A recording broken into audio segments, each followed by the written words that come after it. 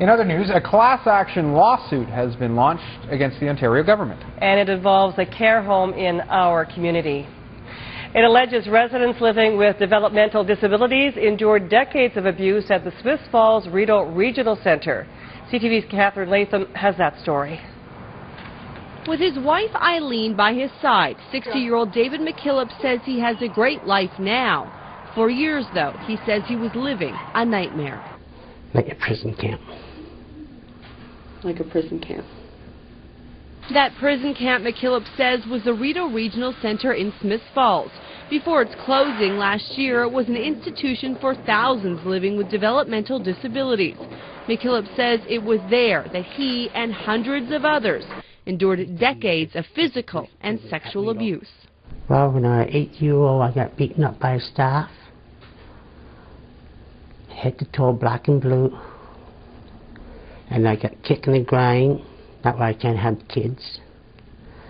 And I got sexual assault.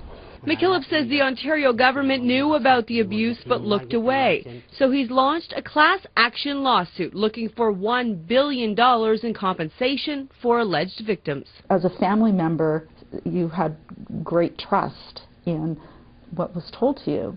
VICI CLARKE says her brother Rob was also a victim of abuse.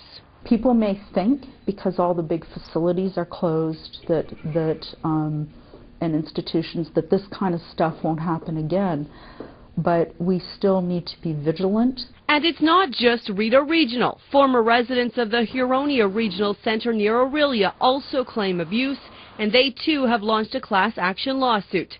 David McKilliop says what he wants is simple. I want the government to say sorry what happened.